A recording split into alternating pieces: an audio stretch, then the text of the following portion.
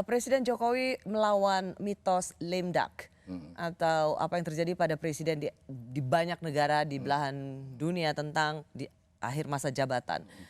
Rasanya hampir nggak ada atau jarang sekali presiden di akhir masa jabatannya itu tingkat kepuasan 70%. Dia menjadi lame duck kalau Prabowo Gibran kalah.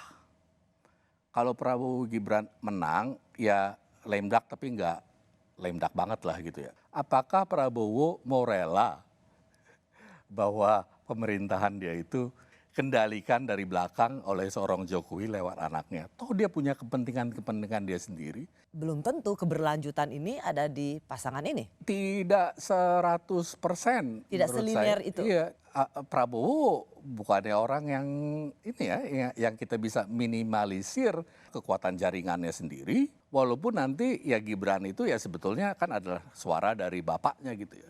Tapi kalau Prabowo-nya sendiri udah jadi presiden, apakah pertanyaannya ya, apakah dia bisa dikendalikan? Wakil Presiden Yusuf Kala, tapi kira-kira sekali lagi mengingatkan bahwa kalau ada krisis politik dan ekonomi maka Presiden Jokowi bisa jatuh.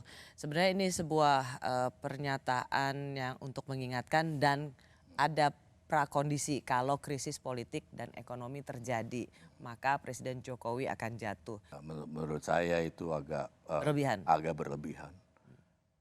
Saya tidak bisa membayangkan suatu krisis ekonomi politik dan sosial yang bisa dengan begitu cepat menjatuhkan popularitas dia dari 75% kepada 30% misalnya gitu ya.